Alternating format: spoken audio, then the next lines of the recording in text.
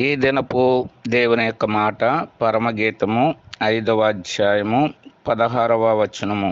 ఇతడే నా స్నేహితుడు. దేవుడు అబ్రహాము గురించి చెప్తున్నాడు. అబ్రహాము నా స్నేహితుడు అంటున్నాడు. నా స్నేహితుడు అయినటువంటి అబ్రహాము సంతానమా అంటున్నాడు. కాబట్టి అబ్రహాము దేవునికి స్నేహితుడు. కాబట్టి దేవుడు అబ్రహాము గురించి చెప్తున్నటువంటి మాట, నేను చేయబోనది అబ్రహాముకు దాస్యదనా అంటున్నాడు.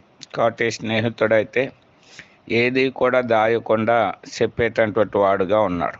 కాబట్టి దేవుడు మనకు స్నేహితుడుగా ఉంటే మన జీవితంలో మనకు జరిగే సంగతి అంతా కూడా దేవుడు మనకు తెలియజేసి మనకు కలిగే నష్టాల నుంచి, కీడు ఆపదల నుంచి ఆయన తప్పించేటటువంటి వాడుగా ఉన్నాడు. కాబట్టి అట్టి స్నేహితుడైనటువంటి యేసు ప్రభువును కలిగి ఆయన ద్వారా మేలైన కార్యాలు పొందుదుముగాక.